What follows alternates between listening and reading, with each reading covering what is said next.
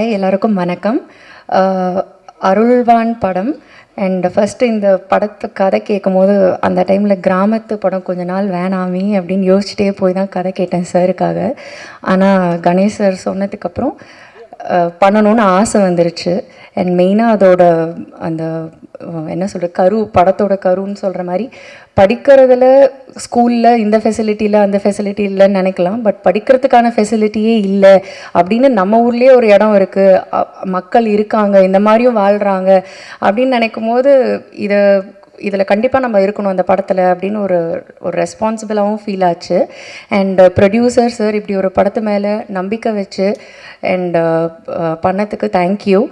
லொக்கேஷன்னா மேப்லேயே இல்லாத லொக்கேஷன், நெட்வொர்க்கே கிடைக்காத ஒரு லொக்கேஷன், தங்குறதுக்கு தூங்குறதுக்கு இல்லாத ஒரு லொக்கேஷன்னா இந்த படத்தில் தான் நாங்கள் பண்ணோம்.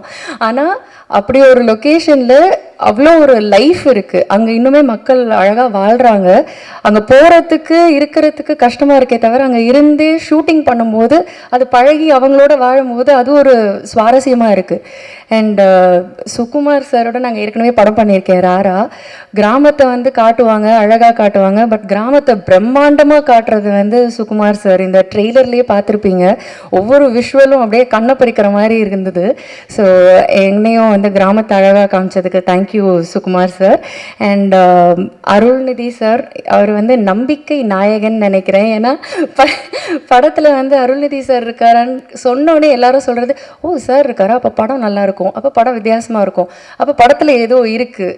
ஸோ இந்த தாட் தான் ஃபர்ஸ்ட் வருது என்னோடய friends and family.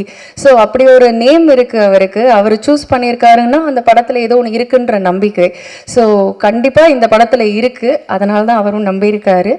And Sakthi sir, thank you so much. நீங்கள் இந்த படத்தை ரிலீஸ் பண்ணும்போது அதுக்கு அடுத்த கட்டத்துக்கு போன ஒரு நம்பிக்கை ஆல்ரெடி எங்களுக்கு வந்துருச்சு. தேங்க்யூ.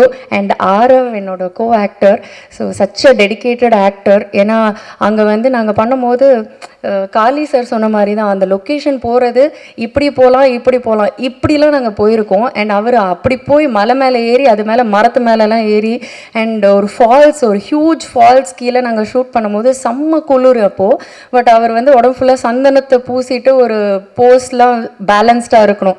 ஸோ அதெல்லாம் ரொம்ப கஷ்டம், அங்கே நாங்கள் கூட இருந்து பார்த்ததுனால தெரிஞ்சுது. பட் ஒவ்வொரு நாளும் அவ்வளோ டெடிக்கேட்டடாக இருந்தார். And such a wonderful co actor also. Kiruthika லொக்கேஷனில் நிறைய கீழெல்லாம் விழுந்து மண்டையில் பாறையிலலாம் கூட அவளுக்கு விழுந்து நடிச்சான்ற மாதிரி அவ்வளோ ஒரு டெடிக்கேஷன் அது பாப்பா. ஸோ இப்போ பாப்பா இல்லை, இப்போ க்ரோன் அப், பட் ஸ்டில் அவ்வளோ ஒரு அவங்க தான் படத்தோட என்ன சொல்கிறது ஹீரோ மாதிரி. ஸோ எனக்கு இந்த படத்தில் ஒர்க் பண்ணது ரொம்ப சந்தோஷம். வாய்ப்பு கொடுத்ததுக்கு நன்றி.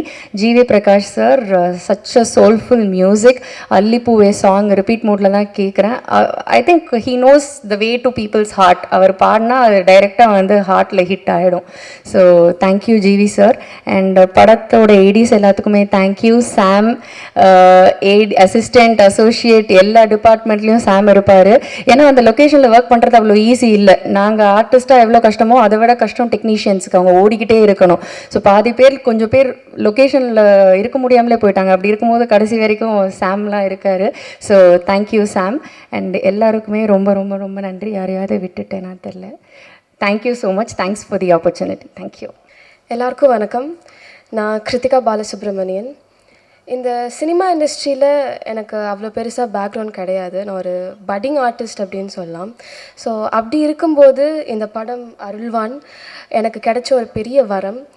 இந்த மாதிரிலாம் நான் படம் பண்ணுவேன்னா, இவ்வளோ பெரிய ஆர்டிஸ்ட் கூட நான் நடிப்பேனான்னு எனக்கு ஒரு கனவாக இருந்துச்சு. ஸோ அந்த கனவை நிறைவேற்றி வச்ச கணேஷ் விநாயகன் சாருக்கு என்னோட நன்றி. Thank you so much for this opportunity sir. And first of all இந்த கதையை எடுத்து மக்கள்கிட்ட கொண்டு போய் சேர்க்கணும்னு நினச்ச அந்த டிசிஷனுக்கே ரொம்ப நன்றி சார். அண்ட் இந்த படத்தோட ப்ரொடியூசர் எஸ்ஜி சரவணன் சார், அவர் முழுக்க இந்த படத்தில் அவரோட நம்பிக்கையும் அவரோட டைமையும் இதில் இன்வெஸ்ட் பண்ணியிருக்காரு. அது அவருக்கும் ஒரு பெரிய நன்றி. And Sukumar sir, director of cinematography, எங்கள் எல்லாருமே அவ்வளோ அழகாக கேப்சர் பண்ணி ஸ்க்ரீனில் கொண்டு வந்திருக்கீங்க சார். அண்ட் ஒரு லொக்கேஷனுமே பார்க்க அவ்வளோ பிரெத் டேக்கிங்காக இருக்குது. ஒன்றா பார்த்து அவர் லொக்கேஷன் ஃபிக்ஸ் பண்ணி ஷூட் பண்ணார். Thank you so much for that sir. And இந்த படத்தோட music director GV Prakash sir, thank you so much for all the beautiful songs. இந்த அல்லிப்பூ பாட்டு மட்டும் நான் ரிலீஸ் ஆனதில் ஒரு நல்ல 100 தடவை நான் இந்த பாட்டை கேட்டிருப்பேன். அவ்வளோ இனிமையாக இருக்குது. அண்ட் யுகபாரதி சாரோட லிரிக்ஸுமே அவ்வளோ அழகாக இருக்குது. அவர் இங்கே இல்லை, but still thank you so much sir. And இந்த படத்தோட stars Arulnithi sir, RF sir, Ramya Pandian ma'am, John Vijay sir, Kaali Venkat sir and VTV Ganesh sir. இவங்க கூட நடித்தது எனக்கு வந்து ஒரு பெரிய எக்ஸ்பீரியன்ஸ் அண்ட் ஒரு புது லேர்னிங் அப்படின்னு சொல்லலாம். And Lawrence Kishore sir, thank you so much. And கடைசியாக உங்கள் எல்லாருக்குமே ஆஸ் அ ப்ரெசன்ட் மீடியா, இந்த அருள்வான் படம் பூஜை போட்டதுலேருந்து இப்போ ரிலீஸ் வரைக்குமே வந்து நிற்குது. ஸோ இதுக்காக அட்லீஸ்ட் இந்த படத்துக்காக ஒரு 100 பேர் வந்து ராத்திரி பகலமாக உழைச்சிருப்பாங்க. இந்த படம் நல்லா வரணும். நிறைய எஃபர்ட்ஸ், நிறைய ஹார்ட் ஒர்க், நிறைய சேலஞ்சஸை க்ராஸ் பண்ணி தான் நாங்கள் இவ்வளோ தூரம் வந்திருக்கோம். ஸோ இந்த படத்தை நல்லபடியாக நீங்கள் கொண்டு போய் சேருவீங்கிற நம்பிக்கையோடு நான் விடைபெறுறேன். நன்றி, வணக்கம். எங்கள் அண்ணனுக்கெல்லாம் என்னை அண்ணன் சொல்கிறது எனக்கு ரொம்ப மகிழ்ச்சியாக இருக்குது. எல்லாருக்கும் வணக்கம். இந்த படம் எனக்கு ரொம்ப முக்கியமான எக்ஸ்பீரியன்ஸ் கொடுத்த படம். கணேஷா இருக்கும் முதல்ல நன்றி. முதல்ல ஒரு மாதிரி ஆரம்பித்தது என்ன ரோல் அப்படின்ட்டு, அப்புறம் கதையோட ஷேப் மாறிச்சு, வேறு ஸ்க்ரீன் ப்ளே கேரக்டர் எல்லாமே மாறிடுச்சு. அப்புறம் நான் இந்த படத்தில் இருக்கேனா அப்படின்னு கேட்குற அளவுக்கு ஆயிடுச்சு. ஆனால் ஒரு முக்கியமான கதாபாத்திரம் எழுதி அதை நடிக்க வச்சார். அது இந்த படம் ஷூட்டிங்னாவே உதவியாளர்கள்லாம் அலறுவாங்க. ஏன்னா மனித நடமாட்டமே இல்லாத இடத்துக்கு தான் ஷூட்டிங் கூட்டு போகிறது. அதுலேயும் நம்ம சுகுமாரண்ணா இருக்கார், ஒரு கால் தடம்படாத இடமா இருக்கும். அங்கே மிருகங்களும் ஏறி போக முடியாத ஒரு சூழ்நிலையாக தான் இருக்கும். ஒரு புதர் காடாக இருக்கும். அந்த காட்டுக்குள்ளே கொண்டு போய் அவர் கேமரா வச்சுக்கிட்டு ரிவர்ஸில் ஓடுவார். நம்ம ஃபார்வேர்ட்லேயே நடக்க முடியாது அந்த இடத்துல. கொடி அது இதுன்னு முட்புதர்லாம் இருக்கும். அதுக்குள்ளே ரிவர்ஸில் கேமரா தூக்கிட்டு மேலே ஏறி ஓடிக்கிட்டு இருப்பார். நம்ம அவரை ஃபாலோ பண்ணி போகிறது பெரிய கஷ்டமாக இருக்கும். அந்த மாதிரி ஒவ்வொரு நாளும் சவால். ஒரு நாள் அந்த கூக்கால் பக்கத்தில் ஒரு அங்கேருந்து ஒரு 4 கிலோமீட்டர் கீழே இறங்கி ஒரு பள்ளத்துக்குள்ளே ஷூட்டு. ரூமெலாம் கிடையாது இங்கே, வழக்கம் போல் கேரவன் ரூம் அதுக்கெல்லாம் இங்கே இடம் கிடையாது. அவங்கவுங்க டென்ட்டை அவங்களே தூக்கிட்டு போயிடணும். கீழே போய் டென்ட்டு போட்டு தான் தங்கணும் அந்த ஷூட்டிங் ஸ்பாட்டுக்கு. இறங்கினோடனே இங்கே தான் பக்கத்தில் அப்படி இறங்கி போயிடலான்ட்டு அந்த உள்ளூர்காரர் ஒருத்தர் அவர் வேகமாக இறங்கி போயிட்டு இருந்தார். அது இறங்கும்போது ஒரு கல் ஒன்று உருண்டு அப்படியே போச்சு. அந்த கல்லை ஃபாலோ பண்ணி பார்த்தேன். அது கீழே அந்த மலையை தாண்டி கீழே தான் போய் லேண்ட் ஆச்சு. எங்கேயுமே லேண்டிங்க்கு இடம் கிடையாது. அப்படி தலைகீழே இறங்கி போனோம். அதில் அது ஒரு பாதை போட்டிருக்காங்க வேறு ஒரு இடத்துக்காரங்க. அந்த மாதிரி ஒவ்வொரு நாளுமே இந்த கடைசி ஷெட்யூலில் எனக்கு டேட் இல்லைன்னொடனே என் உதவியாளர்கள்லாம் குஷி ஆகிட்டாங்க. அப்போ அந்த படம் போகலையா அப்படின்னு. அதில் ஒரு 2 நாள் நடிக்க முடியாமல் ஆச்சு. அந்தளவுக்கு ரொம்ப சவால். இடையில நடிச்சிருந்த அந்த சின்ன ரோல் நடிக்கிற எனக்கு இவ்வளோ சவாலாக இருந்துச்சுன்னா ஒவ்வொரு நாளும் அந்த படத்தை எப்படி எடுத்திருப்பாங்கன்னு பாருங்கள். பயங்கரமான ஒரு விஷுவல் எக்ஸ்பீரியன்ஸாக இருக்கும் அந்த படம். நான் கொஞ்சம் எனக்கு காமிச்சார் என்ன டைரக்டர் சார். பார்த்தேன், ஐயோ சுகுமாரனை ஏற்கனவே அவர் காட்டுக்குள்ளே பிறந்து வளர்ந்த மாதிரி தான் படம் எடுத்திருப்பார். இதில் இந்த காட்டை வேறு ஒரு பர்ஸ்பெக்டிவில் காமிச்சிருக்காரு. அது எல்லா லொக்கேஷனுமே மேகத்துக்கு மேலே தான் இருக்குது. ஒரு மேகம் இருக்குல்ல, அந்த மேகங்களுக்கு மேலே இருக்கிற உயரத்தில் தான் இருக்கிற மாதிரி லொக்கேஷன். ஒரு ஹெவனில் வச்சு ஷூட் பண்ண மாதிரி பண்ணியிருக்காரு. அதை தாண்டி இந்த கதை ரொம்ப முக்கியமான கதை. ஒரு அடிப்படை கல்வியை பற்றி பேசுகிற ஒரு படமாக இருக்கும். அது ரொம்ப முக்கியமான படமாக இருக்கும். ரொம்ப பேசப்படும் இந்த படம் நம்பிக்கை எனக்கு. அப்புறம் அருள்நிதி சார் ஒரு படத்துக்குள்ளே சாதாரணமாக வரமாட்டார்ல, அவரோட கதை தேர்வு நமக்கு தெரியும். அந்த மாதிரி அவ்வளோ முக்கியமான இது ஒரு படமாக இருக்கும். ஆரவ் சார், ரம்யா எல்லாருக்குமே, பாப்பா நடித்தேன் எல்லாருக்குமே, கூட நடித்த எல்லாருக்குமே ரொம்ப நன்றி. ரொம்ப நல்ல எக்ஸ்பீரியன்ஸ் கொடுத்தது இந்த படம். இந்த படம் பெரிய அளவில் வெற்றி வரும்னு நம்பிக்கை இருக்குது. நன்றி, வணக்கம். ரொம்ப நன்றி. Happy to be part of this project. Thank you Ganesh sir. Ganesh சாரோட 2வது படம் நான் ஒர்க் பண்ணுறவரோட. So thank you so much. 17th படம் ரிலீஸ் ஆகுது. எல்லா தேட்டரில் படத்தை பாருங்கள். தேங்க்யூ. அனைவருக்கும் வணக்கம். திரைப்பட விநியோகங்கிறது பொதுவாக வர்த்தனை சார்ந்தது. ஒரு சில படங்கள் மட்டும் மனசுக்கு நெருக்கமாக பிடிச்சி பண்ணுவோம். அது மாதிரி சில படங்கள் அமையும். இது அது கருத்து ரீதியாக இருக்கலாம், அந்த படத்தோட காட்சி அமைப்பாக இருக்கலாம், ஏதோ ஒரு விதத்தில் நெருக்கமான ஒரு விஷயமா இருக்கும். ஒரு அரசு பள்ளியில் படிக்கக்கூடிய மாணவர்கள் அதை பற்றி எனக்கு நிறைய கேள்வி இருக்கும். சும்மா எனக்கு பர்சனலாக நான் வெளிப்படையாக அதை யார்கிட்டையும் பகிர்ந்துக்கிட்டதில்லை. எனக்கே நிறைய கேள்வி இருக்கும். ஒரு அரசு பள்ளி அந்த அரசு பள்ளி கூட கிடைக்காத ஒருத்தங்களை பற்றி வந்து 2026 ஒரு படமாக வருது. கொஞ்சம் ஒரு 2000 உள்ள ஒரு படம் மாதிரி பண்ணியிருக்காங்க. ரொம்ப ரொம்ப ஒரு மாதிரி அது பார்க்கவே ரொம்ப ஒரு மாதிரி இருந்துச்சு. அதில் ஒவ்வொரு கதை மாந்தர்களும் சின்ன சின்ன சின்ன சின்ன கேரக்டர்லேருந்து ஆரம்பித்து ஒன்றும் அது செதுக்கப்பட்ட விதம். இந்த director Ganesh Vinayagam and Sukumar sir 2 பேர் சேர்ந்து ஏற்கனவே தேன்னு ஒரு படம் பண்ணாங்க. நான் அந்த படத்தை வந்து வெளியிட்டேன். இவங்க 2 பேருக்குமே ஒன்று உண்டு. அந்த காடு மலை அப்படின்னாலே 2 பேருக்கும் பயங்கர சந்தோஷம் வந்துடும்னு நினைக்கிறேன். அதை வந்து மொத்தமாக அப்படியே எடுத்து கொண்டாந்து கொடுக்கணும்னு சுகுமார் சார் சொல்லவே வேண்டியதில்லை. காடு மலை அருவி அப்படின்னா வந்து சுகுமார் சார்னு பேட்டர்ன் பண்ணி வச்சுட்டாரு போல் இருக்கு.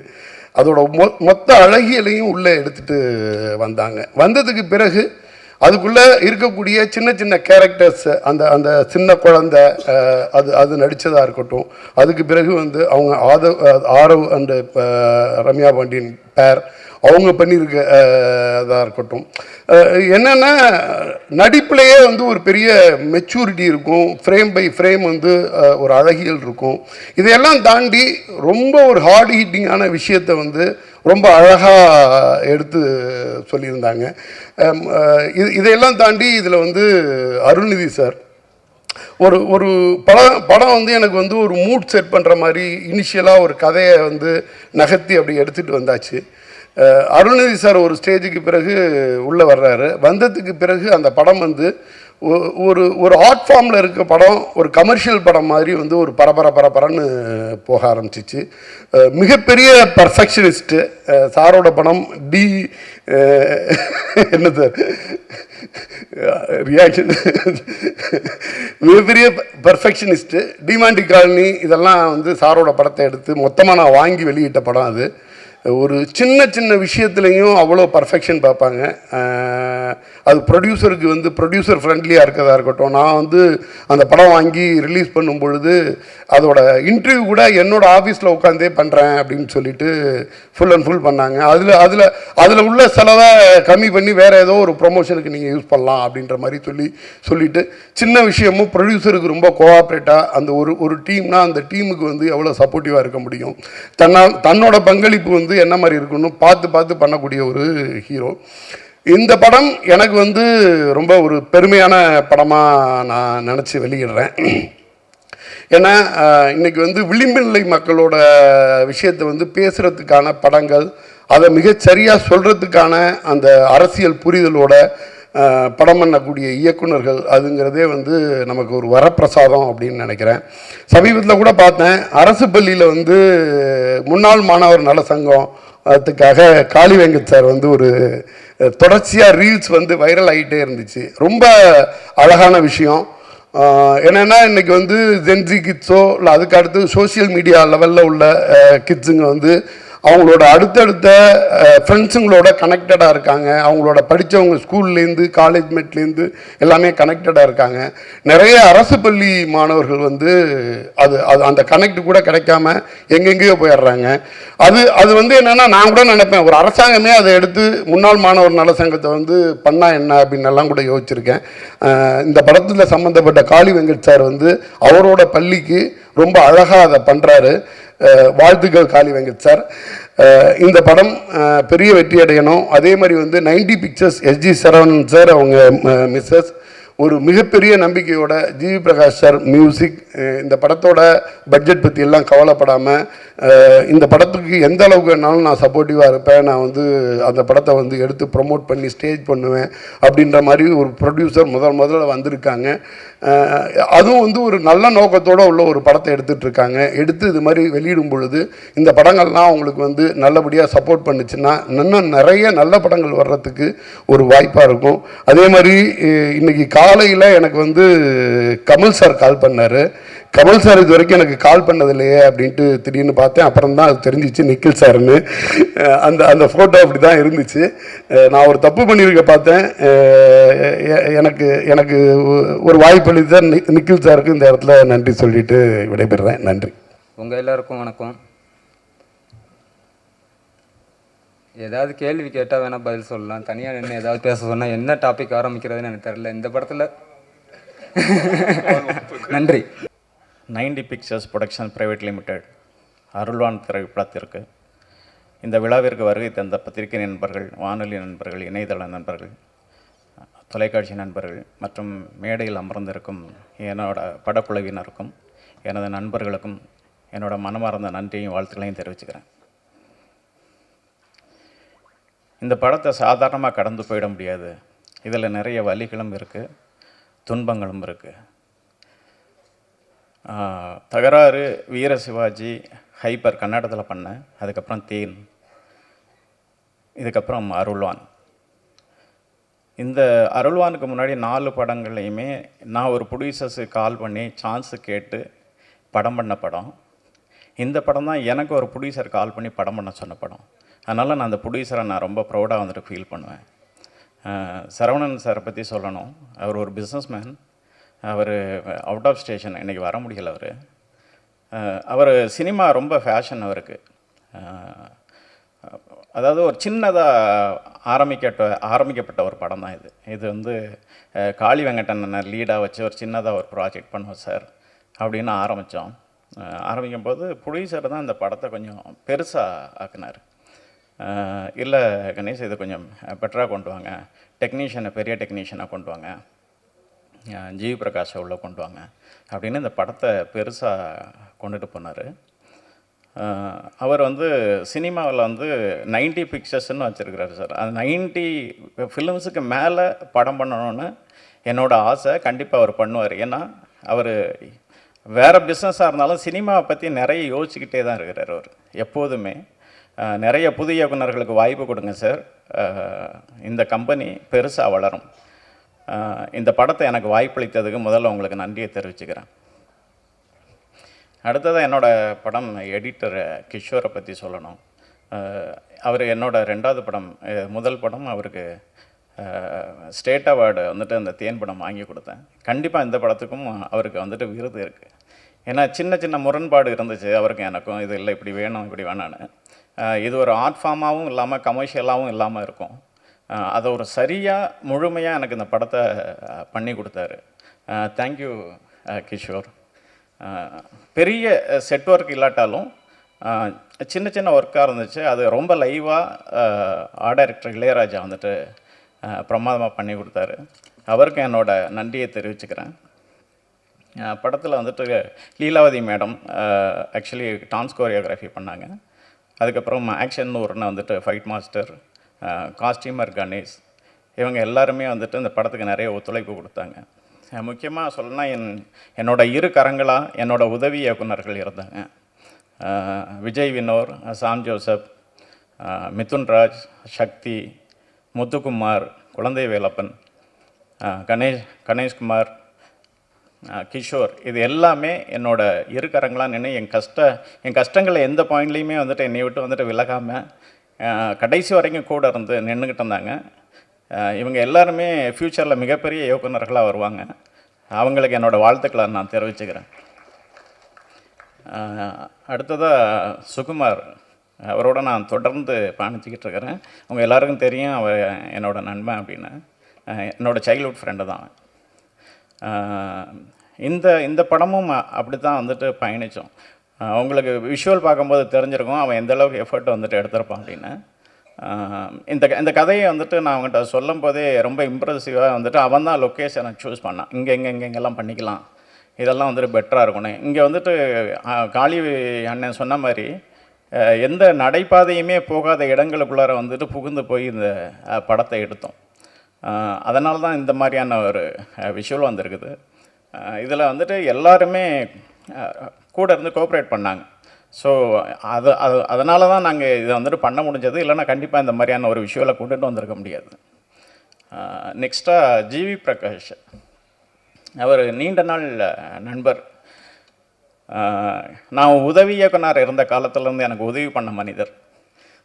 எப்போதுமே எதுக்குமே தயங்காமல் எந்த நேரத்துலையும் என்னோடய ஃபோனை வந்துட்டு அவர் அட்டன் பண்ணுவார்.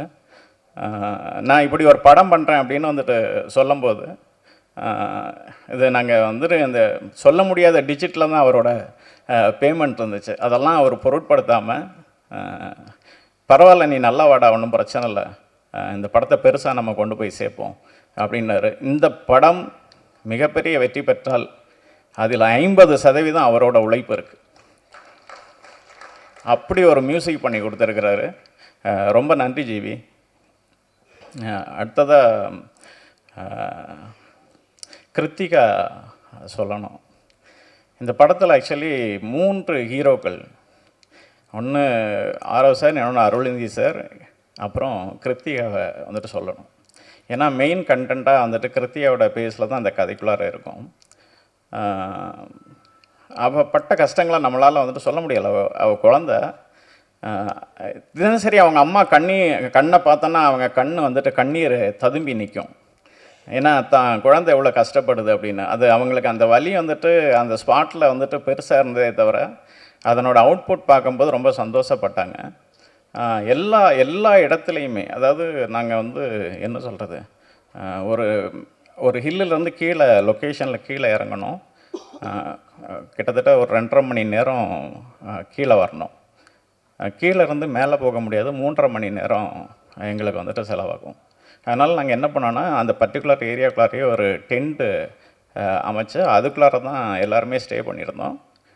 அப்படி தான் எல்லாருமே ஒரு 18 நாள் அந்த இடத்துல வந்துட்டு ஸ்டே இருந்தாங்க.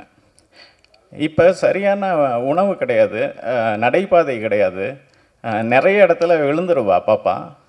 அப்புறம் நைட்டு அனிமல் இருக்கும். ஸோ இவ்வளவு பிரச்சனையும் ஃபேஸ் பண்ணி அவள் ஒரே டெடிக்கேஷனாக இந்த படத்தில் வந்துட்டு ரொம்ப பெஸ்ட்டாக ஆக்ட் பண்ணியிருக்கிறா. அதாவது என்ன சொல்கிறது, இந்த படம் வந்துட்டு எந்த கேட்டகரியில் வந்துட்டு இதுக்கு விருது கிடைக்குதோ இல்லையோ, கிருத்திகாவுக்கு இது வந்துட்டு மிகப்பெரிய விருதாக வந்துட்டு வழங்கும். கண்டிப்பாக ஒரு நேஷ்னல் அவார்டு அவளுக்கு கண்டிப்பாக இருக்குது. வாழ்த்துக்கள் கிருத்திகா. அண்டு அதுக்கப்புறம் ரம்யா சொல்லணும். ரம்யா வந்து நம்ம ஒரு கதையை சூஸ் பண்ணதுக்கப்புறம் ஒரு 4 ஹீரோன்னு இருப்பாங்க, இந்த கேரக்டருக்கு இவங்க கரெக்டாக இருப்பாங்க அப்படின்னு. அப்படி வந்து ரம்யா இருந்தாங்க. ரம்யாவுக்கு கால் பண்ணோன்னே அவங்க அங்கேருந்து வரும்போதே சொல்லிட்டாங்க, சார் நான் அந்த வில்லேஜ் படம்லாம் பண்ண மாட்டேன், சிட்டி பேஸில் ஏதாவது கதை இருந்துச்சுன்னா சொல்லுங்கள், நான் வரேன் அப்படின்னாங்க. சரி ரம்யா நீங்கள் வாங்க, சும்மா ஜென்ரலாக மீட் பண்ணோம் அப்படின்னு சொல்லி வர சொன்னேன் ஆஃபீஸுக்கு. அதுக்கப்புறம் வந்து கதை கேட்டாங்க. அவங்களுக்கு ரொம்ப பிடிச்சிருந்துச்சி ஸ்கிரிப்டு. பிடிச்சதுனால கொஞ்சம் நேரம் யோசிச்சுட்டு கண்டிப்பாக நான் அந்த படம் பண்ணுறேன் சார் அப்படின்ட்டு போயிட்டாங்க. ரம்யா கண்டிப்பாக நீங்கள் மாடர்னாக அடுத்தடுத்து படங்கள் வரும், நீங்கள் கவலைப்படாதீங்க. அண்டு ரம்யா பற்றி சொல்லணுன்னா ரொம்ப டெடிக்கேஷனான ஆர்டிஸ்ட்டு. நான் 7 மணிக்கு இப்போ ஷாட் வைப்பேன். ஏன்னா அந்த சுமார் வந்துட்டு அந்த சன் வர்றதுக்கு முன்னாடி ஷாட் எடுக்கலான்டா, அந்த மிஸ்ட் அந்த மாதிரி இருக்கும். ஆனால் இவங்க 6:50க்கெல்லாம் கரெக்டாக வருவாங்க. அதுவும் காஸ்டியூம் மேக்கப்போடு வருவாங்க. வித்தவுட் மேக்கப் தான், ஆனால் பட் லைட்டாக அவங்க மேக்கப் அப்ளை பண்ணிப்பாங்க. ஆனால் அவ்வளோ காலையில் அந்த குளிரில் அங்கே எந்த வசதிகளுமே இல்லாத ஒரு இடத்துல கூட அவ்வளோ டெடிக்கேஷனாக வந்து எங்களுக்கு வந்துட்டு கோஆப்ரேட் பண்ணாங்க. ரொம்ப தேங்க்ஸ் ரம்யா. தேங்க்ஸ் இந்த படத்துக்கு ஆப்பர்ச்சுனிட்டி கொடுத்த டைரக்டருக்கும் ப்ரொடியூசருக்கும். வரலைங்க சார், இந்த படத்தை பண்ணி கொடுத்ததுக்கு ரொம்ப நன்றி சார். அவரும் ரம்யா, காளிவேங்கர் எல்லாத்துக்கும் நன்றி. தேங்க்யூ, நன்றி. நிறைய படங்களில் நீங்கள் ஹீரோவாக நடிச்சிட்டிங்க. இப்போ வந்து நண்பர் கேட்டதுக்காக வந்து சிறப்பு தோற்றத்தில் கலெக்டராக நடிச்சிருக்கீங்க. கலெக்டரோட அதிகார எல்லைக்கு உட்பட்டு அந்த பொண்ணை நீங்கள் வந்து படிக்க வைக்கிறீங்களா, இல்லை வந்துட்டு அதை மீறி அரசு விதிகளை மீறி தனிப்பட்ட முறையில் அனுதாபத்தினால அந்த பொண்ணை படிக்க வைக்கிறீங்களா? அது மாதிரி எதாவது உங்கள் கேரக்டரை பற்றி விரிவாக சொல்லுங்கள். இல்லை, அதை சொன்னால் கதை சொன்ன மாதிரி ஆகிடும்ல. நான் அந்த பொண்ணை என்ன முயற்சி எடுத்து படிக்க வைக்கிறேன்றது அதை நீங்கள் படமாக பார்க்கும்போது தெரியும். ஃபர்ஸ்ட் ஆஃப் ஆல் இதில் வந்து அவர் என்னை 5 நாள் தான் கூப்பிட்டாரு நடிக்க. அப்புறம் 5 10 ஆச்சு, 10 15 ஆச்சு. ஆனால் எல்லா நாளுக்கும் ஒரே சம்பளம் தான் கொடுத்தாரு. நான் சீரியஸாக சம்பளத்துக்காகவோ அதுக்காகவோ பண்ணலை. அவர் கதை சொல்லும் போதே நான் அவர்கிட்ட சொன்னது வந்து, நான் எவ்வளோ படங்கள் நான் இதுக்கப்புறம் பண்ணாலும் ஃபுல் ஃப்ளெக்ஸ்டாக நம்மளை வச்சே படம் பண்ணாலும் இந்த மாதிரி ஒரு கதை எனக்கு என்றைக்குமே அமையாதுன்னு தான் நான் அவர்கிட்ட சொன்னேன். வெரி ஃபஸ்ட் டைம் சொல்லும் போது நான் ரொம்ப யோசித்தேன். இவர் பெருந்தன்மையாக என்னமோ சொல்லிட்டார், எடுத்தோன்னே கேட்டோன்னே ஒத்துக்கிட்டேன் அப்படின்னு. நான் கண்டிப்பாக ஃபஸ்ட்டு பயந்தேன், ரொம்ப பயந்தேன். இது எப்படி இதாகுமா? ஏன்னா என்னால் அவர் ஆரோவுக்கும் ப்ராப்ளம் வந்துடக்கூடாது, அவருனால எனக்கும் வந்துடக்கூடாது, அந்த சுயநலமும் இருக்கும்ல. அதனால ரொம்ப யோசிச்சுட்டு 2வது தடவை கேட்கும் போது அப்புறம் தான் டிசைட் பண்ணேன், சரி இது கண்டிப்பாக இந்த மாதிரி நமக்கு அமையாது. அப்புறம் என் ஃப்ரெண்டு கண்ணன் ஒருத்தர் இருக்கார், அவரும் என்கிட்ட சொன்னார், இது மாதிரி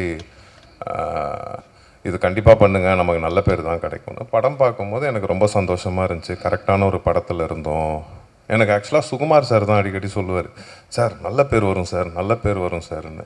யார் சார், உங்களுக்கா சார்னு கேட்டேன். ஏன்னா விஷுவல் அவ்வளோ சூப்பராக இருந்துச்சு. அப்புறம் படம் பார்க்கும்போது அந்த நம்பிக்கை இருக்குது. இதில் நானோ ரம்யா பாண்டியனோ ஆரவோ ஹீரோயின் அப்படிலாம் கிடையாது. ஆக்சுவலாக அவங்க கிருத்திகா தான் இந்த படத்தில் எல்லாமே. அவங்கள சுற்றி தான் எங்கள் எல்லாரோட கதையும். நீங்கள் இந்த படத்தில் நல்ல பேர் வரும் நல்ல பேர் வரும்னு சொன்னீங்க. வம்சத்துலேருந்து எவ்வளோ படம் நடித்தா கூட இந்த பட தலைப்பில் உங்கள் பேர் இருக்குது, அருள் அப்படின்னு, அருள்வான்னு.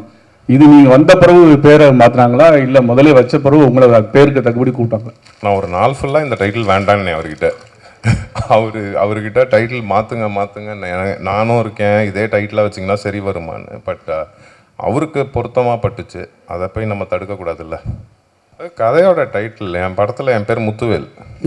இல்லை அருள்வான் அள்ளி கொடுக்குறவன் அப்படின்னு. ஆமாம், அதுக்கு இவர் சொல்லுவார் டைட்டில் வச்ச வரைக்கும். நான் இது வான் தான் டைட்டில் வச்சோம். அதாவது வான்னா வானம் சார்ந்து மலை சார்ந்தது. அந்த டைட்டில் கிடைக்கல. இப்போ ஜென்ரலாகவே ஒரு ப்ளஸ்ஸிங்காக இருக்கும் அப்படின்றது தான் எல்லாத்துக்கும். அதனால் அருள்வான்னு சேர்த்து வச்சுக்கிட்டேன். அருள்வான் அது, அவ்வளோதான். ஓகே டேரக்டர் சார், அது உங்களுக்கு ஒரு கேள்வி. நீங்கள் பேசுகிறப்போ காளி வெங்கட் மனசில் வச்சு கதை பண்ண அப்படின்னீங்க. ஆனால் வந்து ஹீரோன்றப்போ அருள்நிதி சாரையும் ஆரவியும் சொல்கிறீங்க, அவரும் ஒரு ஹீரோ தான். இவங்க 2 பேரும் வந்ததுனால அவரை கம்மி பண்ணிட்டீங்களோ? அந்த மாதிரி இல்லை. அந்த ஸ்கிரிப்டே வேறு ஸ்கிரிப்டாக இருந்துச்சு, சின்ன ஸ்கிரிப்டாக இருந்தது. அதுக்கப்புறம் கொஞ்சம் ஸ்கிரிப்டை மாற்றி தான் இந்த மாதிரி. அதாவது ப்ரொடியூசர் விருப்பம் என்னென்னா சின்ன படமாக பண்ண வேணாம், கொஞ்சம் பெருசாக பண்ணலாம், ஏன்னா ஃபஸ்ட்டு ப்ரொடக்ஷன் பண்ணுறதுனால கொஞ்சம் நல்லாவே பண்ணுங்க அப்படின்னு தான் இவங்க டெக்னீஷியனாகவும் ஜிவி பிரகாஷ், அருள் சார், ஆரவ் சார், அந்த மாதிரி ரம்யா மேம் எல்லாத்தையும் அந்த மாதிரி கொண்டுட்டு வந்தாங்க. அதனால் அந்த படத்தை கைவிட்டுட்டு இந்த ப்ராஜெக்டை ஸ்டார்ட் பண்ணோம். ஃபஸ்ட்டு அண்ணனை கம்மிட் பண்ணியிருந்த ப்ராஜெக்ட் வேறு. ஸோ அதனால தான் சொன்னேன், நான் அண்ணனோட மறுபடியும் கண்டிப்பாக இன்னொரு படம் பண்ணோம் அப்படின்னு. அது மாதிரி டேரக்டர் சார், ரொம்ப நாளைக்கு அப்புறம் ரம்யா பாண்டியன் யாருக்கு ஜோடி? ஆரவ் சாரோட. ஆமாம். அருள் சார் எங்கே சார்? எங்கே? ஐயோ இந்த சார் கோடம்பாக்கத்தில் வந்து அருள்வான்னா எல்லாருக்கும் தெரியும், அருள்நிதின்ட்டு. ஏன்னா பசங்களுக்கு வந்து ரொம்ப பிடிச்ச ஒரு நடிகர், அது இல்லாமல் எல்லாமே செய்வாங்க. இப்போ இந்த படம் டைட்டிலும் அதே மாதிரி ஒத்தி போகுது. ஆனால் இப்போ அதே படத்தில் அதே நெக்ஸ்ட் ஒரு படம் வந்து டிமாண்டி காலனி 3. ஸோ அப்படியே கான்டெஸ்டாக இருக்காது. எப்படி நீங்கள் வந்து ஹேண்டில் பண்ணீங்க? எப்படி ஹேண்டில் பண்ணுறேன்னா, ஹேண்டில்னா என்னன்னா அது வந்து ஒரு பேய் படம், இது வந்து ஒரு நல்லது செய்கிற ஒரு படம். ஸோ அதுலேருந்து எப்படி நீ மாறுபட்டதுங்கன்னு? இல்லை இது நான் தான் சொன்னேன்ல ஃபஸ்ட்டே, இவர் கதை சொல்லும் போதே நான் எவ்வளோ படங்கள் பண்ணாலும் இதில் கிடைச்சா கதாபாத்திரம் எனக்கு திருப்பி அமையாதுன்னு தான் சொன்னேன். நான் ஃபுல் ஃப்ளெஜ்டாக பண்ணாலும் ஒரு கல்வி எவ்வளோ முக்கியம்னு இந்த படம் சொல்லியிருக்கோம். அதே மாதிரி அந்த இடத்துல வாழ்கிறவங்களோட வாழ்க்கை வந்து நம்ம படம் பார்க்கும்போது அவங்க லைஃப் ஸ்டைலே நம்ம புரிஞ்சுக்கலாம். அந்த படம் பார்க்கும்போது அவங்க எவ்வளோ கஷ்டத்தில் இருக்காங்க அப்படின்னு. ஸோ அதனால தான் இதுக்கு என்ன இதுன்னு கேள்வி கேட்டால் எப்படி பதில் சொல்கிறது? கதாநாயகனா வந்து ஃபுல் ஃப்ளெஜ்டாக நடிக்கிறது சந்தோஷமான விஷயம்.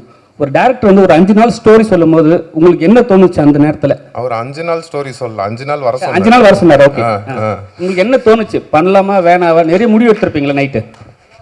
இல்லை, இவர் கொஞ்சம் குண்டக்க மட்டக்கான ஆள் தான். ஏன்னா என்ன ஆல்ரெடி தகராறுன்னு ஒன்று வச்சு எடுத்தார்.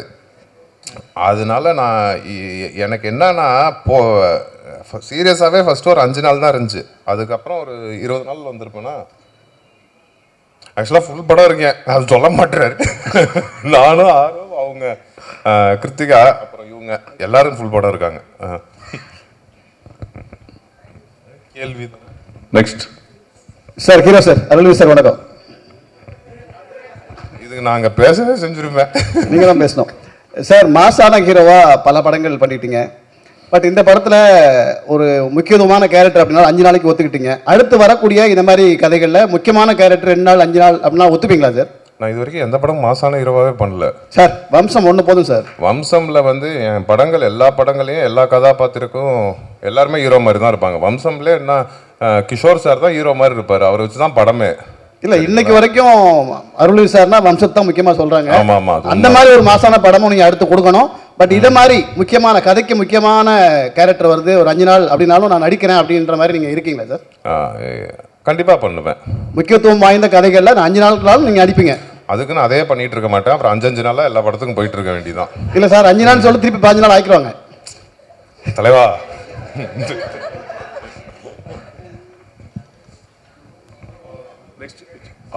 ஆரோவுக்கு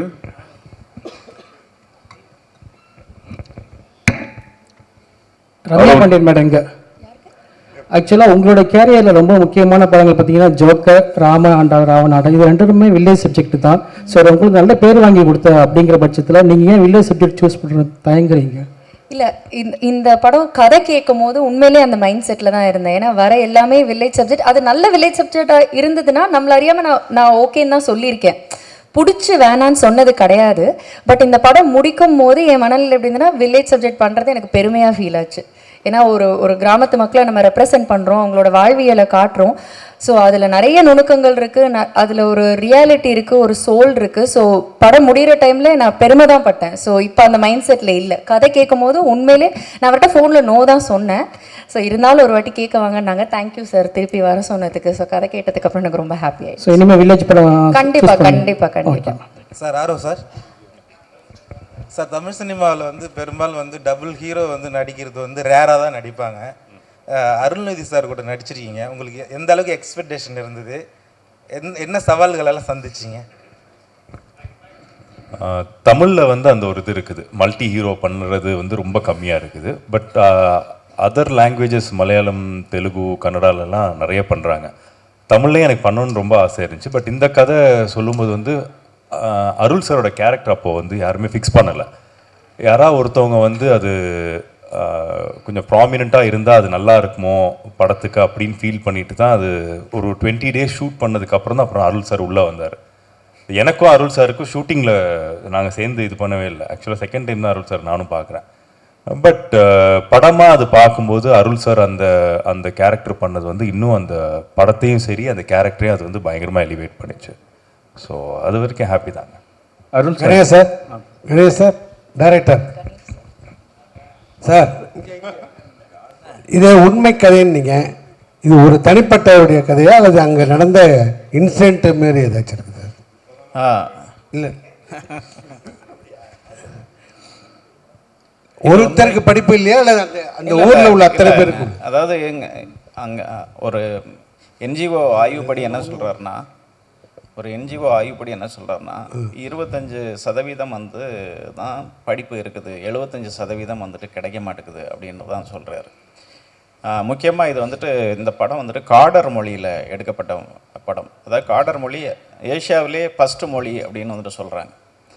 இதுக்கு அனீஸ்னு ஒரு தம்பி தான் அந்த வால்பாறை கல்லார்குடின்னு ஒரு ஊர் சைட்லேருந்து வந்து எங்களுக்கு ட்ரான்ஸ்லேட் பண்ணி கொடுத்து உதவி இயக்குனராக அவர் ஒர்க் பண்ணி ட்ரான்ஸ்லேட் பண்ணி வந்துட்டு கொடுத்தார். நான் ஆக்சுவலி ட்ரெக்கிங் போகிற பழக்கம் எனக்கு அதிகமாக உண்டு. நான் அந்த மாதிரி வந்து சின்னூர்ன்ற ஒரு கிராமம், அதாவது பெரிய குளத்துக்கு மேலே இருந்து உள்ளே போகிற ஒரு கிராமம் இருக்குது. அந்த கிராமத்துக்கு நான் போகும்போது அது குடின்னு சொல்லுவாங்க. அந்த மக்களை நான் வந்துட்டு சந்திக்கும் போது அப்போது ஒரு குழந்தை வந்துட்டு என்னை படிக்க வைக்க முடியுமா அப்படின்னு வந்துட்டு கேட்டுச்சு. என்ன பிரச்சனை அப்படின்னு கேட்கும்போது அவங்களோட பிரச்சனையை சொன்னாங்க. என்னென்னா 3 மாதம் காட்டாற்று வெள்ளம் வரும், இதை கிராஸ் பண்ண முடியாது, ஃபஸ்ட்டு சிக்னல் கிடையாது, அதனால் அடிப்படை வசதிகள் எதுவும் இல்லை, ரோடு இல்லை, இந்த மாதிரியான பிரச்சனைகள்லாம் நிறைய இருக்குது அவங்களுக்கு. ஸோ அப்போ நான் ஒரு வீடியோ கிளிப் பண்ணி ஒரு பத்திரிக்கைக்கு வந்துட்டு நான் அனுப்பிச்சேன். அதை உடனே இம்மிடியேட்டாக வந்துட்டு ப்ரெஸ் ஆச்சு, இது பப்ளிஷ் ஆச்சு. பப்ளிஷ் ஆனதுக்கப்புறம் அங்கே இருக்கிற கலெக்டர் என் லைனுக்கு வந்தார். இந்த வில்லேஜ் எங்கே இருக்குது அப்படின்னு வந்துட்டு கேட்டாங்க. ஸோ அவருக்கே அது சரியாக தெரியலை. அதுக்கப்புறம் நான் ஒரு அட்ரஸ் வந்துட்டு சொன்னேன். அப்புறம் இது தேனி மாவட்டத்திலேருந்து பேசின கலெக்டரு, இது பெரியகுளம் வந்துட்டு திண்டுக்கல் மாவட்டத்தை கனெக்ட் பண்ண போகிறது. அதுக்கப்புறம் அங்கேருந்து எல்லாருமே அந்த குழந்தைய போய் பார்த்து அதுக்கான எஜுகேஷனை கொடுத்து இன்றைக்கி அந்த பொண்ணு வந்துட்டு அதை எஜுகேஷனை முடிச்சிருச்சு. இதனோட இன்ஸ்பயர் தான் அந்த கதை. ஓகே சார், இந்த கேரக்டருக்கு முத்துவேல்னு வச்சுருக்கீங்க, முத்துவேல் கருணாநிதினு வச்சுருக்கலாமே. இது சார்கிட்ட கேட்கலாம். சார் சுகுமார் சார் பார்ட் 2ல் வைப்பார். சார் சுகுமார் சார், தொடர்ந்து மலைவாழ் மக்களுடைய கதை, காடு மலைகள் இதே தான் காட்டிகிட்டு இருக்கீங்க. எப்போ தான் வந்து நீங்கள் ஒரு லவபிள் படமாக பண்ண போகிறீங்க? அது ஜியோ வருது இமீடியட்டாக, அது பாருங்கள். மான்கார் அது மாதிரி அது கலர்ஃபுல்லாக ஃபுல் சிட்டி படமாக இருக்கும், விரைவில் அது வரும். அருள் சார், எவ்வளோ அரசு போஸ்ட் இருந்தாலும் அந்த கலெக்டர் போஸ்ட் தான் ரொம்ப பெரிய போஸ்ட்டுப்பாங்க. சின்ன வயசுல நம்ம எல்லாரும் கலெக்டர் ஆகணும், இன்ஜினியர் ஆகுவாங்க. நிஜ வாழ்க்கையில் இப்போ உங்களுக்கு சின்ன வயசில் உங்களுக்கு பிடிச்ச கலெக்டர்னா யார் சொல்லுவீங்க? யாராவது இருக்கா சார்? அப்படி நிறைய பேர் இன்ஸ்பிரேஷன் இருக்காங்க, எவ்வளவோ கலெக்டர் இருக்காங்க. எல்லாருக்கிட்ட இருக்கிற ஒரு நல்ல விஷயத்தையும் ரசிக்க வேண்டிதான். ஆக்சுவலாக எங்கள் அக்காவுக்கு கலெக்டர் ஆகணுன்னு ரொம்ப ஆசையாக இருந்துச்சு. நான் எங்கள் அக்கா கிட்ட அதை சொன்னேன், அது நான் இந்த படத்தில் நிறைவேற்றிட்டேன் பாரு, உனக்கு ரொம்ப பிடிக்கும் அப்படின்னு. எங்கள் அக்கா ரொம்ப ட்ரை பண்ணாங்க ஆக்சுவலாக. சார் ஆரோ சார், உங்களுக்கு ஒரு படத்தில் வந்து அருள்நிதி காளி வெங்கட் 2 பேர் இருக்காங்க. அருள்நிதி சார் இங்கே பேசுகிறப்ப அப்படி ஜாலியாக அப்படி பேசுவார். ஆனால் நடிப்புன்னு வந்துட்டா வேறு லெவலில் இருப்பார். அவர் உள்ளே வந்துருக்கிறாரு. அதே மாதிரி காளி வெங்கட்டும் பார்த்தீங்கன்னா ரொம்ப சாதாரணமாக, நம்மளோட சாதாரணமாக இருப்பார். ஆக்டிங்கில் வேறு லெவலில் இருப்பார். உங்களுக்கு அந்த பயம் இருந்ததா? ஏன்னா நீங்கள் வந்து நல்ல நடிகர் தான், ஆனால் ஒரு 2வது 3வது படத்தில் இவங்களோட ஜாயின் ஆகிறப்ப நம்மளை தூக்கி சாப்பிட்ருவாங்களோங்கிற ஒரு திங்கிங் உள்ளுக்குள்ளார இருக்கும் இல்லையா? இது இல்லாமல் ரம்யா பாண்டியன் வேறு, அவங்க கிளாமரும் சரி ஆக்டிங்கும் பிரமாதமாக பண்ணுவாங்க. எப்படி ஃபீல் பண்ணீங்க? இல்லை, ரம்யா பாண்டியன் பற்றி பயப்படல. அதில் அருள் சார் கூட எனக்கு இல்லை, போர்ஷன்ஸ் இல்லை. அந்த மாதிரி தான் படத்தில் கதை அப்படி. அதனால அருள் சார் கூட நடிக்கிற இது இல்லை. பட் காளி சார் கூட 2-3 இது இருந்துச்சு. அஃப்கோர்ஸ் ஒரு ஒரு பயங்கரமான ஒரு ஆக்டர் அவங்க. அந்த அந்த சீனோட போகும்போது ஐ திங்க் நாங்கள் டைம் லிமிட்டேஷன்ஸ் அதெல்லாம் இருந்தாலும் டக்குன்னு கரெக்டாக பண்ணிட்டோம் அதை. பட் அது படமாக பார்க்கும்போது சார் பண்ண அந்த போர்ஷன்ஸ் வந்து அவ்வளோ ஸ்ட்ராங்காக ஃபீல் ஆச்சு, பயங்கர எமோஷன்ஸ் ஃபீல் ஆச்சுது. ஸோ அது அவர் ஜஸ்டிஃபை பயங்கரமாக அதை பண்ணிட்டார். சார் லால்குடி இளையராஜா சார், நீங்கள் பேசுகிறப்ப ஏதாவது கேள்வியாக கேட்டால் பதில் சொல்லுவேன். நீங்கள் மலை சார்ந்த இடமே நல்ல இயற்கையான இடம், ரொம்ப அழகாக இருக்கும். நீங்கள் அங்கே என்ன செட்டு பண்ணால் நீங்கள் விருதுலாம் பல விருது வாங்கினவர், இந்த படத்துலேயும் உங்களுக்கு விருது இருக்கும், உங்களுக்கும் சுகமாக இருக்கும், கண்டிப்பாக இருக்கும். ஃபஸ்ட்டு உங்களுக்குலாம் ஆர்டரேஷன்னா செட்டு போடுறதுன்னு யார் சொன்னது? இல்லை அதான் அது தெரியாமல் தான் கேட்குறேன். செட்டு போட்டது தான் அது ஆர்டரேஷன் நினச்சிட்டு இருக்கீங்களா? நீங்கள் யாரும் டிசைட் பண்ணிக்கிறீங்க? ஃபஸ்ட்டு ஆர்டரேஷன்னா என்ன நீங்கள் கேட்டீங்கல்ல, கொஸ்டின் கேட்டிருக்கீங்கல்ல? ஆமாம், செட்டு போட்டால் தான் ஆர்டரேஷன். சார் நானும் பேசிக்காக ஒரு ஓவியம் தான், 10வது முடிச்சுட்டு வந்து ஓவிய கல்லூரியில் இடம் கிடைக்காம தான் பத்திரிகையாளராக மாறினேன். அதுக்கப்புறம் எனக்கு இடம் கிடைச்ச பையன் அப்புறம் பத்திரிகைக்காரங்களா ஒரு ஓவியனா இருந்துட்டு அந்த கேள்வி கேட்கக்கூடாது இல்லை. இப்போ ஆர்டரேஷன் லைக் ஒரு அந்த கலாம் எங்களுக்கு மாட்டிருக்க சார். ஒரே நிமிஷம், கேள்விங்கிறது என்ன சார்ந்து இல்லை, என் மூலியமா மக்களுக்கான விளக்கம்.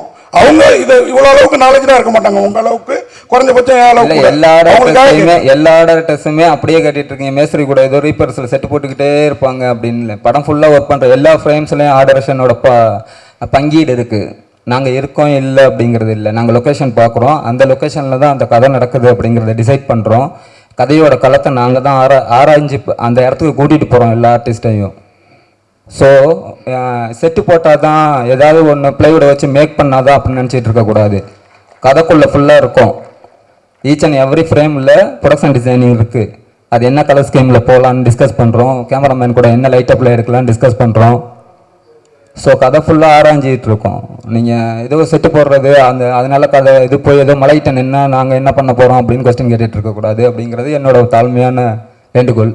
இனிமேலாவது இந்த கொஸ்டின்ஸ் இது மாதிரி கொஸ்டின்ஸ் விளக்கம் கிடைச்ச பிறகுதான் எனக்கே அது தெரியுது. அப்போ மக்களும் இதுக்கப்புறம் தெரிஞ்சுப்பாங்கிறதுக்கு தான் இந்த கேள்வி. நன்றி. இதை போஸ்ட் பண்ணீங்க, நான் கரெக்டாக போஸ்ட் பண்ணி நான் கரெக்டாக கொண்டு போய் சேர்த்தீங்கன்னா ஆர்டர்ஸ் அங்கே மலையில் என்ன செட்டு போடுறீங்க, அங்கே திருவிழா எடுக்கிறப்போ உங்களுக்கு என்ன வேலைன்னு கேட்காம இருப்பாங்க ஆடியன்ஸு. நீங்க தான் அதை கரெக்டாக கொண்டு போய் அப்போ ரீச் பண்ணணும். ஸோ தெரிஞ்சுக்குவாங்கல்ல மக்கள். ஃபிலிம் மேக்கிங்னா ஒவ்வொருத்தவங்களுக்கும் ஒவ்வொரு பார்ட் இருக்குதான், அதில் எவ்வளோ இம்பார்ட்டன்ட் என்னென்ன பார்ட்டில் இருக்குது அப்படிங்கிறத மக்கள் எந்த அளவுக்கு ரீச் பண்ணுறாங்களோ அப்போ தான் கலை வடிவம் கொண்டு போய் அவங்களுக்கு போய் ரீச் ஆகும். நன்றி. நன்றி. டைரக்டர் சார், டைரக்டர் சார் உங்களுக்கு ஒரு கொஸ்டின். இந்த படத்தோட டிசைனில் காடும் சேர்ந்த இடமும் நார்மலாக இருக்குது, சிட்டி தலைகீழ இருக்குது. இது என்ன கனெக்ட் பண்ணுறீங்க? இல்லை அதாவது இருக்கு அதாவது இப்போ ஒரு கலெக்டர்